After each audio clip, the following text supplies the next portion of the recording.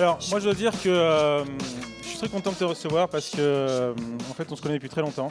Tu étais ma grande cliente dans une autre vie. Alors, j'ai pas le temps de m'étendre, mais ça me fait drôlement plaisir de te recevoir. À toi la parole. Merci. Merci Andrés et merci Patrick de m'avoir convié parce qu'en effet, on se connaît depuis bien longtemps maintenant dans le monde du marketing digital. Alors pour faire court, donc, moi je viens ici vous présenter un peu l'expérience d'Allianz, chez qui j'ai la joie de gérer le marketing digital depuis un petit peu plus d'un an maintenant.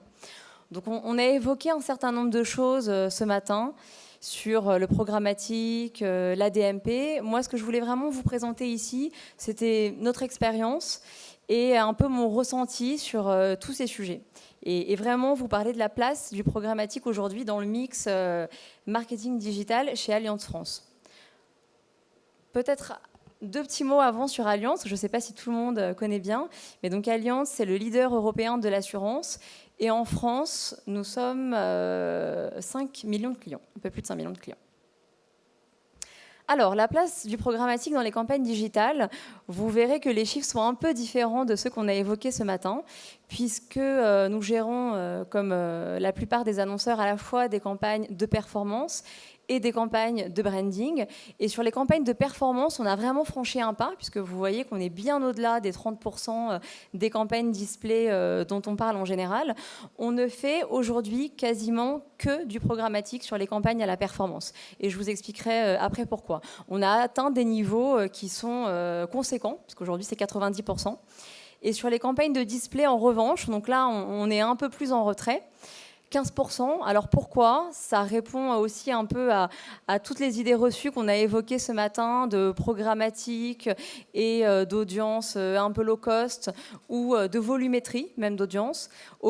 Allianz, c'est une marque très premium, CSP+, et qui a besoin de construire de la notoriété autour de sa marque, qui est une marque récente, puisque avant on s'appelait AGF et depuis quelques années maintenant c'est Allianz. Et donc on est une marque récente sur le marché qui a besoin de construire cette notoriété.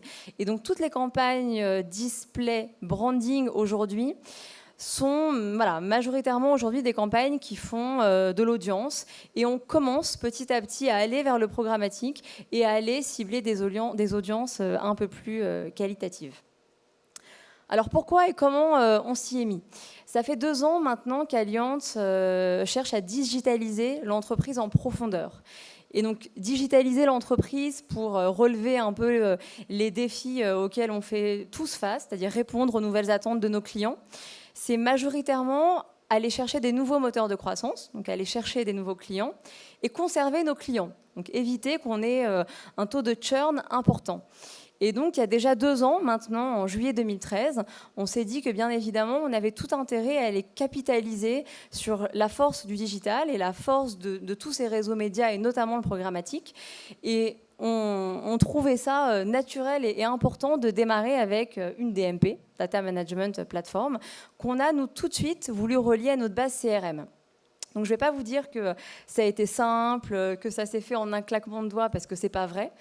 On a donc démarré en juillet 2013 avec Mille Merci, que le Figaro évoquait tout à l'heure, et qui était un acteur avec lequel on travaillait déjà sur les sujets de marketing direct, et donc c'était plutôt naturel finalement de continuer à avancer avec eux sur cette partie Data Management Platform. Et il nous a fallu à peu près 3 mois pour tout traquer. Donc on a tout double traqué. Tracking Allianz, Google Analytics et Tracking Mille Merci pour pouvoir tout collecter. Collecter l'ensemble des comportements issus des campagnes payantes, du paid. Donc on a traqué les campagnes search, on a traqué les campagnes display, les emailing, l'affiliation, enfin tout y passe. Et c'est de l'ongoing maintenant, c'est-à-dire qu'on évangélise beaucoup dans l'entreprise pour que toutes les campagnes marques aussi soient double traquées. On a aussi bien évidemment travaillé notre owned, donc tout ce qui est propriétaire, c'est-à-dire notre site internet majoritairement, mais aussi les emailing qu'on envoie à nos propres clients. Et enfin, ce qu'on appelle le earned, donc tout ce qui est buzz, bouche à oreille, social media, voilà, on a également tout tagué. Parce que comme on l'a dit ce matin, la donnée first party est à notre sens notre donnée, on en est propriétaire. Comme ça a été évoqué ce matin, le marché peut rien en faire, donc autant capitaliser dessus et autant l'exploiter. Et c'est la donnée qui fonctionne le mieux et qui transforme le mieux, en tout cas dans l'expérience qu'on a pu faire. Alors quelques chiffres dans cette DMP. On a aujourd'hui, depuis le début de l'année, collecté plus de 350 millions de cookies actifs. Donc c'est conséquent. On a entendu ce matin des chiffres de l'ordre de 12 millions, 120 millions, voilà, donc 350 millions, c'est beaucoup. Comme je vous le disais, on traque systématiquement tout ce qu'on fait dans la mesure du possible, donc on collecte énormément de data. Et on met en place un certain nombre de segments. Et aujourd'hui, on en a près d'une centaine. Alors, je ne saurais pas vous dire si c'est beaucoup, pas beaucoup. Je pense que pour un assureur qui a un catalogue produit plutôt restreint par rapport à un retailer, ça doit être petit. Mais 100 segments, de façon très pragmatique pour des équipes marketing et pour des agences, c'est lourd à gérer. C'est lourd en termes de gestion parce que tous les jours, toutes les semaines, les équipes se parlent et échangent pour optimiser ces segments, pour aller voir comment ces segments transforment, qu'est-ce que ça nous apporte en termes de clients.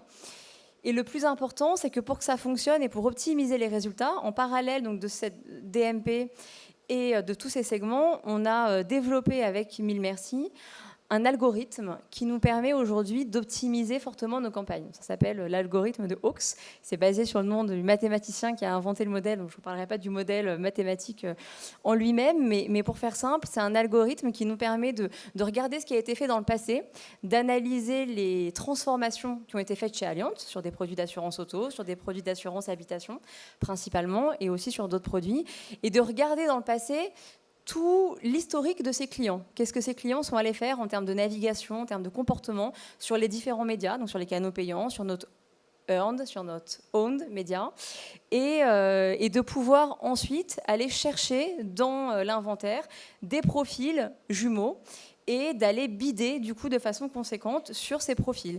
Donc aller placer la bonne enchère auprès de ces profils qu'on pense être ceux qui vont les mieux convertir. Et en effet, ça fait maintenant plusieurs mois qu'on a mis en place cet algorithme et qu'on monitore nos campagnes en fonction de ça. Alors on est toujours évidemment en croissance et on gagne un certain nombre de points en termes de transformation, disparates en fonction des produits. Mais en moyenne, si je devais vous donner un chiffre, on a gagné à peu près 15% de taux de transformation. Voilà, et pour finir, je voulais vous dire un petit peu quelle est la place qu'on dédie dans nos campagnes en général, dans le mix média. Et je voulais prendre l'exemple d'une campagne qu'on a lancée récemment, en octobre là, de cette année, sur un nouveau produit, qui est un produit qui s'appelle Allianz Conduite Connectée, qui est un produit nouveau sur le marché, qui est un produit de télématique et qui permet à l'utilisateur de payer moins cher son assurance auto en fonction de la façon dont il conduit et la façon dont il utilise son véhicule. Donc sur un produit comme celui-là, qui est un produit pour lequel on a besoin de faire de l'évangélisation et d'expliquer au marché ce que c'est et à la fois de faire du business, eh ben, on est confronté à un sujet sur lequel il faut qu'on fasse beaucoup de branding, beaucoup de performance et sur lequel on a peur de perdre l'internaute parce que sur un sujet qui est peu connu, sur lequel on doit faire tout ça, on doit séquencer et scénariser nos messages. Donc c'est là où le programmatique intervient, c'est-à-dire qu'en plus de la télé et de tous les médias digitaux classiques, on va travailler le programmatique pour pouvoir afficher des messages différents en fonction de l'expérience de l'utilisateur. Donc par exemple, alors on fait de la synchronisation télé et on travaille à, par exemple, faire de la surpression publicitaire et enchérir davantage sur les campagnes, un peu à l'image de ce qu'on fait en search.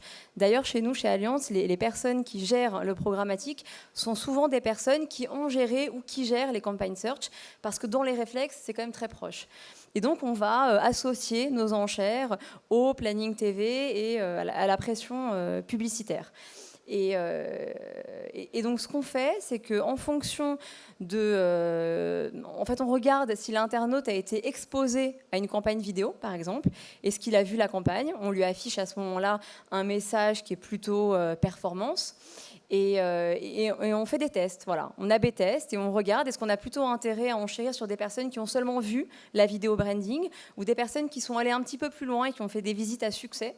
Ce qu'on appelle des visites à succès, c'est des visites pour lesquelles les internautes sont restés à un peu plus de 15 secondes sur la page. Et on se rend compte qu'évidemment, sur cela, on performe mieux, on a des résultats qui sont meilleurs.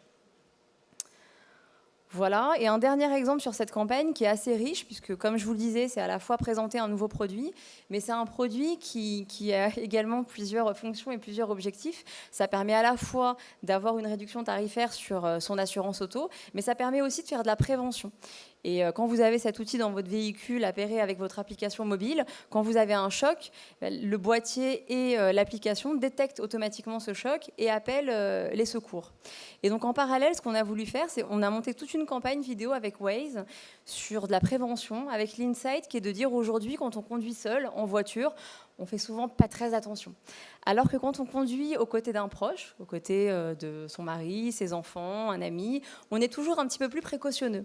Alors on a décidé de travailler avec Waze pour personnaliser les voix du GPS et de mettre des voix un peu connues. La voix d'un enfant, la voix d'un ami, la voix d'un grand-parent, pour avoir cette impression que vous n'êtes pas tout seul dans la voiture et d'être plus prudent. Et donc on a monté toute une campagne vidéo là-dessus, du pur branding. Et en revanche, ce qu'on s'est dit, c'est qu'on allait essayer de retargeter toute cette audience qui avait été exposée à la vidéo et qui avait vu la vidéo dans son intégralité, avec des messages de prévention sur ce nouveau produit. C'est des choses qu'on est en train de tester. Je ne pourrais pas là vous donner les chiffres parce que comme vous l'avez vu, c'est une campagne récente. Mais voilà, on commence à intégrer du coup maintenant de façon systématique le programmatique et surtout ces scénarios de réexposition quand les internautes ont vu ou pas vu des vidéos branding. Voilà. J'espère que j'étais dans le timing.